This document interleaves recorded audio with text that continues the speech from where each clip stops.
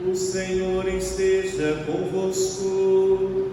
Ele está no meio de nós. Proclamação do Evangelho de Jesus Cristo, segundo João.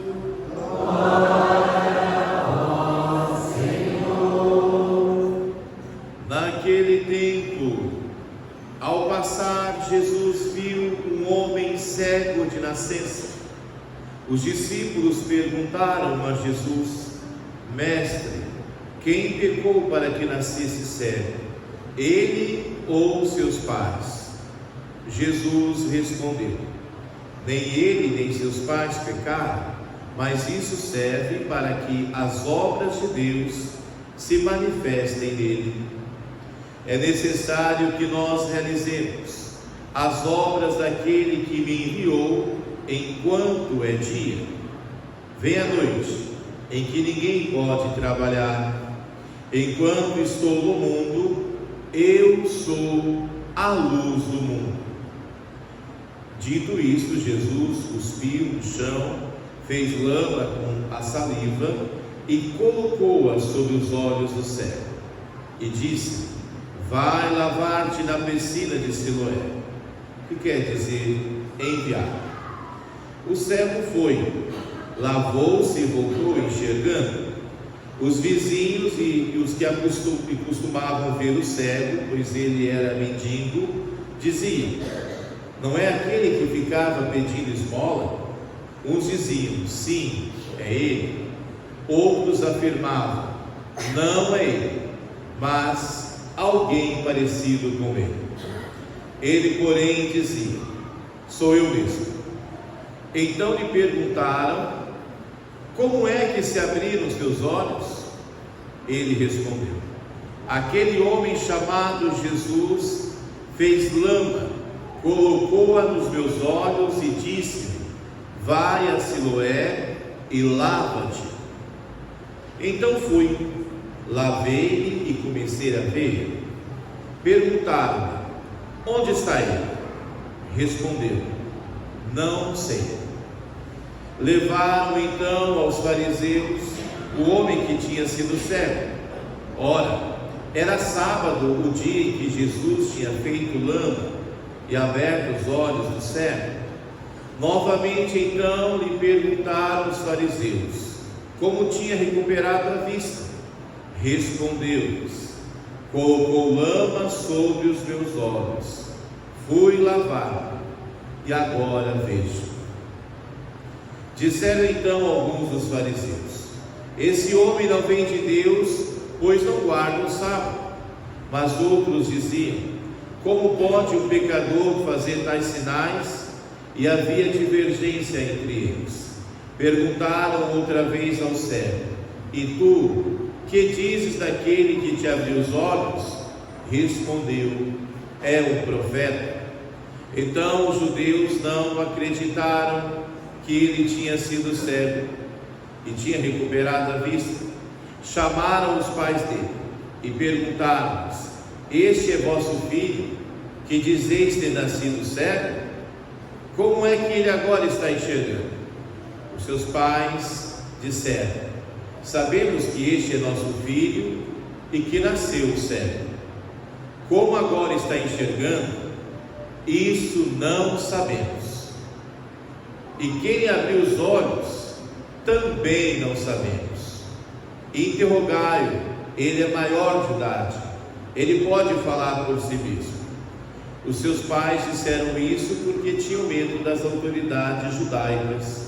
De fato, os judeus já tinham combinado expulsar da comunidade quem declarasse que Jesus era o Messias. Foi por isso que seus pais disseram: É maior de idade, interrogai-o a ele. Então os judeus chamaram de novo o homem que tinha sido cego. Disseram-lhe: Dá glória a Deus. Nós sabemos que este homem é um pecador. Então ele respondeu: Se ele é pecador, eu não sei. Só sei que eu era cego e agora vejo. Perguntaram-lhe então: Que é que ele te fez? como te abriu os olhos? Respondeu ele: eu já vos disse, e não escutastes. Por que quereis ouvir de novo? Por acaso quereis tornar-vos discípulos dele?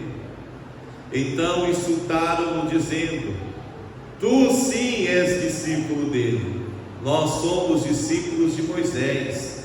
Nós sabemos que Deus falou a Moisés, mas esse não sabemos de onde é. Respondeu-lhes o homem: espantoso, vós não sabeis de onde ele é? No entanto, ele abriu-lhe os olhos. Sabemos que Deus não escuta os pecadores, mas escuta aquele que é piedoso e que faz a sua vontade. Jamais se ouviu dizer que alguém tenha aberto os olhos a um cego de nascença. Se este homem não viesse de Deus, não poderia fazer nada.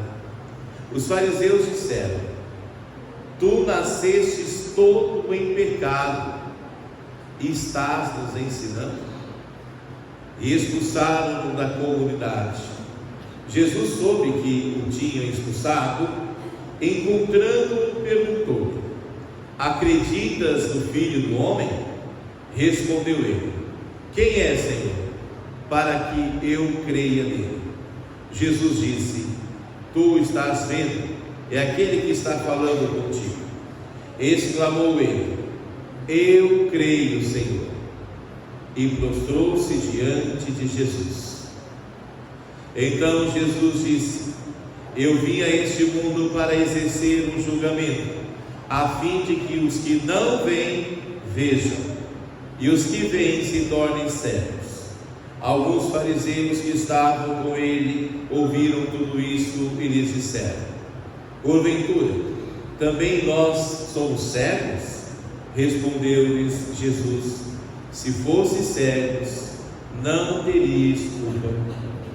Mas como dizeis, nós vemos, o vosso pecado permanece. Palavra da salvação.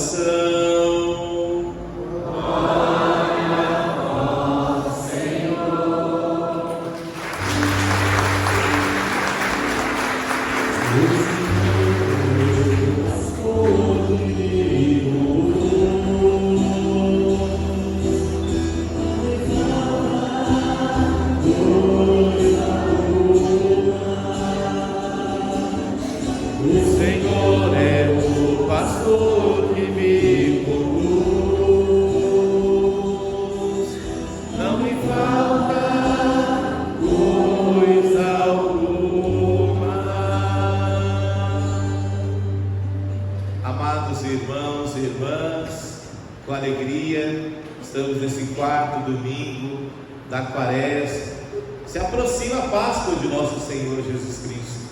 Por isso o domingo de hoje é chamado de Letário, domingo da alegria. Assim nós ouvimos na antífona de entrada: alegra-te, Jerusalém. Quem é a Nova Jerusalém? Vocês estão com medo de falar com vocês, né? Quem é a Nova Jerusalém?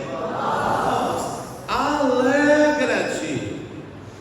Você que está triste, desanimado, coragem, é o Senhor. Por isso a cor rosa nos indica: a Páscoa está próxima, e é tempo então de nos convertermos, para vivermos esse tempo de grande graça, esse tempo de restauração. O Evangelho de hoje é um Evangelho bem catequético, onde também nos traz uma dimensão do batismo.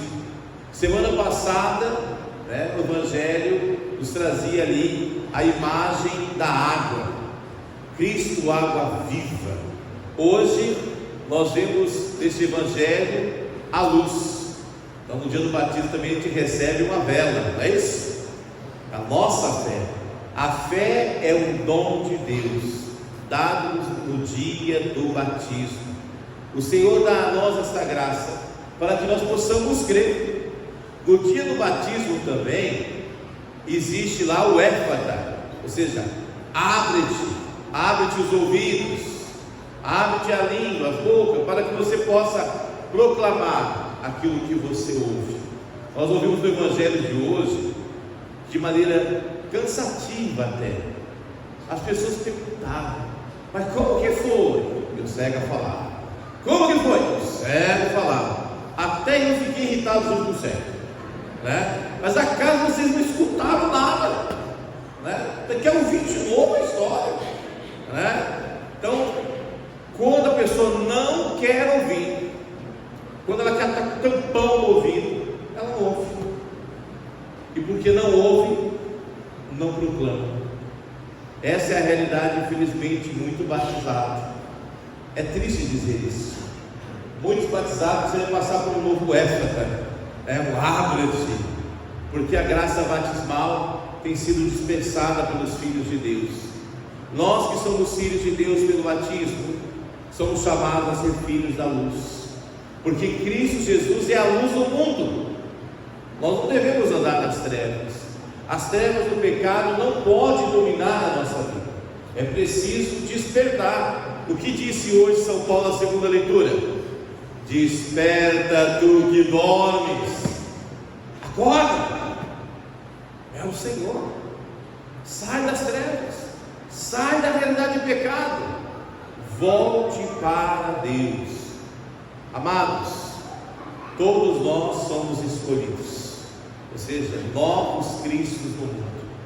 Por isso a primeira leitura, quando fala da escolha e da unção do novo rei de Israel, ali o rei Davi, tem toda essa mística, né?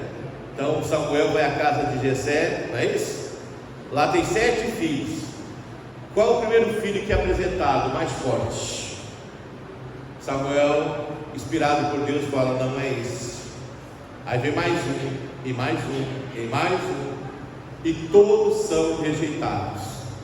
Aí Samuel pergunta: mas escuta, não tem mais nenhum aí não? Aí o Jessé falou: tem Davi, né? Ele nem pensou no Davi, porque era pequenininho, mirradinho, né? A leitura até fala que ele era bonitinho, né? Cabelos bonitos, olhos bonitos, mas era fraquinho. E aí, tá bom. E Samuel manda chamar ele. Quando Davi entrou no recinto, Samuel falou: é esse. Por que Deus mandou ungir Davi, que aparentemente era o menos qualificado para ser o rei de Israel? Então, gente, por quê?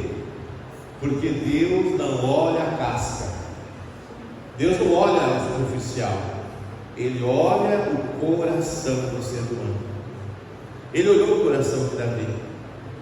Davi vai ser conhecido como o rei que tem o coração de Deus, um coração misericordioso, um coração que sempre volta para o Senhor, um coração de pastor que cuida das suas ovelhas. Deus viu em Davi alguém que confiava e esperava no Senhor. Assim cada um de nós, saibamos, Deus vê o nosso coração, vê as nossas intenções. Podemos até fazer bonito para o mundo, mas se internamente o nosso coração não estiver voltado para Deus, seremos rejeitados. Ninguém quer ser rejeitado, né? A gente quer ser aceito pelo Senhor, né? Por isso, convertei-vos, não para que os outros te elogiem, convertei-vos, porque este é o caminho, como diz São Paulo, que nos leva a praticar a bondade, a justiça, a verdade. Vivei como filhos da luz, porque outrora éramos trevas, mas pela graça batismal nos tornamos luz, filhos de Deus. Então desperta tu que dormes, saia do sono dos mortos do pecado, e aí sim Cristo resplandecerá sobre ti, e a luz e a glória de Deus te envolverá. Nós ouvimos hoje, no Evangelho, lá no início, todo esse movimento de Jesus fazer lama com luz, não é isso? Para dizer que Jesus, ele regenera a criação. A lama aqui nos lembrando do barro, a nossa fragilidade que foi ali preenchida da graça do Espírito Santo, agora aqui ela é regenerada em Cristo. É Cristo que vai remodelando a nossa vida. Por isso, a cada batismo, nós nos tornamos também enviados, novos Cristos do mundo. É interessante essa questão dos discípulos perguntar quem pecou, né? Foi ele pecou ou seus pais? E Jesus diz: nem ele nem os pais.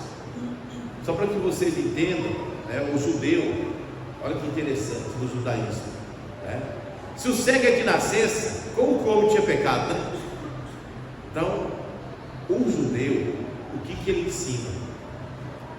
Quando você é concebido, você é uma vida plena. Olha só, porque o cristão também reconhece que quando você é concebido no ventre da sua mãe, você já é uma vida, com todos os direitos. No geral, a gente só tem direito depois que nasce, não é isso? O judaísmo não, você já tem direito lá no ventre da mãe. Então o que o judeu ensina? Muitos podem pecar até no ventre da mãe. Você tem direito à vida, você também tem direito de escolher. Então, por isso, quem pecou? Ele ou os pais?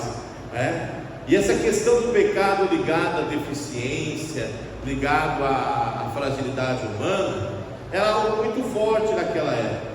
Mas Jesus vem assim orientar, nem o homem e nem os pais, e aí, que nós possamos também ter esse entendimento.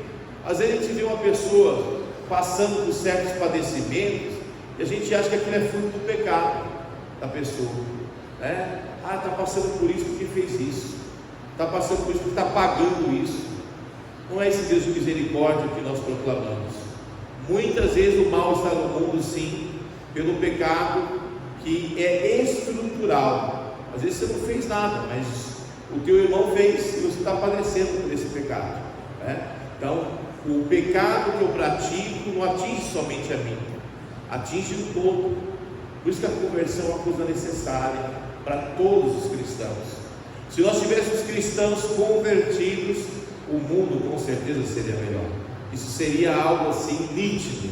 E nós vemos aqui, inclusive, nesses ex-cegos, a mudança foi tão grande que as pessoas que conheciam o cego, que era mendigo, olharam para ele e não acreditaram que era ele. Entende? Depois que ele passou a enxergar, até parecia que ele era uma outra pessoa. A pergunta que eu quero fazer para vocês aqui é o seguinte: e nós, praticando a fé cristã, as pessoas têm se surpreendido com a nossa conversão, a ponto de achar que somos uma nova pessoa? Ou as pessoas olham para nós e falam: é a mesma tranquila, não mudou nada, Está rezando o texto e continua tranquila, está indo na missa e continua do mesmo jeito, Então, desperta do que dormes. Então o Senhor nos convida hoje a despertar do sono do pecado, para estarmos na luz da eternidade, na luz de Deus. É interessante, esse homem que era cego e agora vê, ele também foi purificado, houve ali um despertar dos seus ouvidos e dos seus lábios. Por isso agora ele está ensinando até os mestres da lei, e ele proclama: é espantoso que vocês não o conhecem. Deus não vai ouvir o pecador, mas vai ouvir aquele que faz a sua vontade. Vejam, amados irmãos e irmãs, o encontro desse ex-cego com Jesus é o centro do Evangelho de hoje.